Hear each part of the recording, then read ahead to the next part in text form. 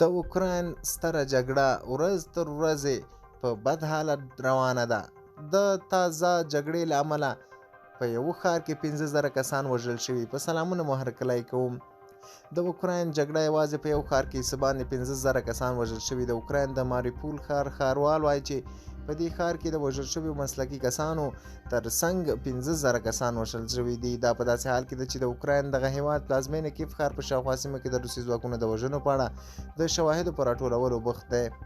وادیم بیوچین کې د چهارشنبې په ورځ د اپریل په 14مه باندې په دغه مسلکي کسانو کې 210 ماشومان د روسي ځواکونو د 4 اونۍ په بمباریو او کوڅو کې وژل